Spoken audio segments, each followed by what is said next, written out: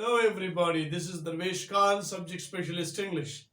Today I'm here with you for lecture number 32. What lecture number 32 is about? Lecture number 32 is about the second part of sentence. We know very well that the structure of a sentence is subject plus predicate. But when we define subject is that part of the sentence about which the predicate is said or the predicate is written about. Now here is predicate. What do we mean by predicate? Predicate is actually the second part of the sentence, as it is quite clear to us that sentence is actually the combination of subject plus predicate. But here we are concerned only and only with predicate. The word predicate means the rest part of the sentence except subject, or that part of the sentence which is written about subject is called predicate. For example, I have defined this word predicate in two ways. One is that the rest part of the sentence,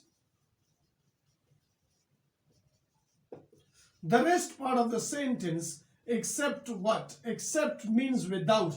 Without what? Without subject. It means the part of the subject should be there, but that subject is one part.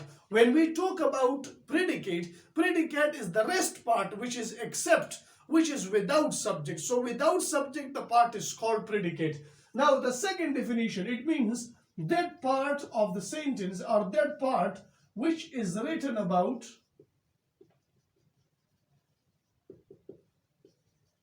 subject. Now it is quite clear to us that in example I say Darvish teaches English. Darvish teaches English. Now Darvish is called the performer of an action. Who teaches English? Darvish. It is clear to us to ask about subject we should use who. But actually who teaches English? The answer is very clear that Darvish teaches English. But now answer to predicate, that is very easy. That teaches English is a part of the sentence that is written about Darvish. And the rest part of the sentence except subject, except this word which is Darvish. So this is subject, except subject, the remaining part is called predicate. Now predicate is actually divided into many parts. But I hope that those who are watching my video, they are clear about predicate. If I give you another example, and I consider that this example will also help you in order to solve out the meaning of predicate. If I say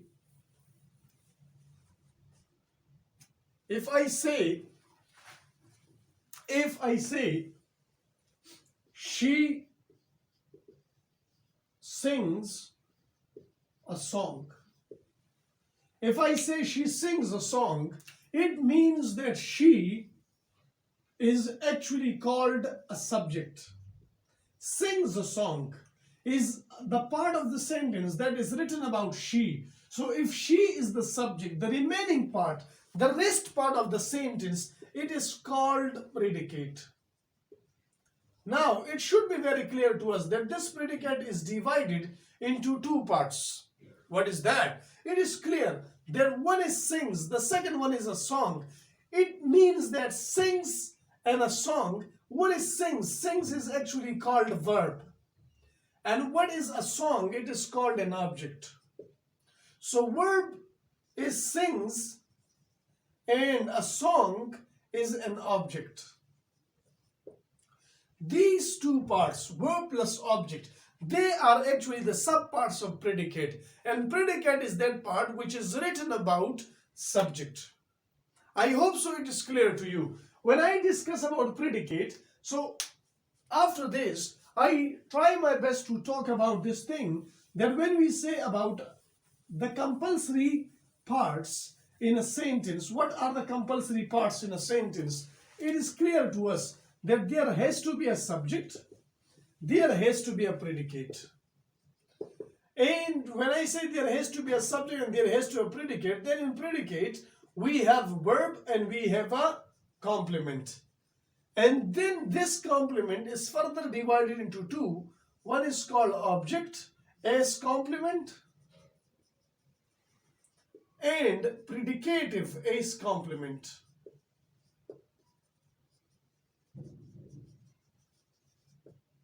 So these two parts, let me give some very short examples to you. I say, for example, I say he plays cricket.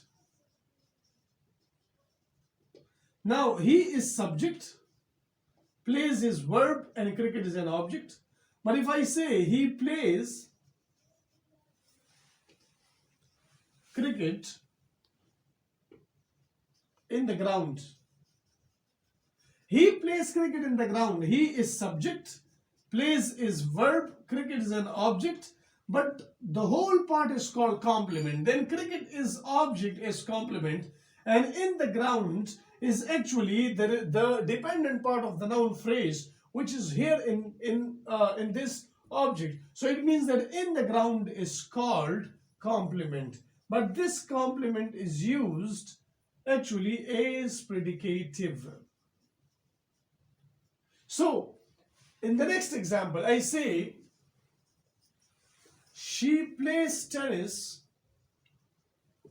very well. Now, she is subject, plays is verb, object is tennis.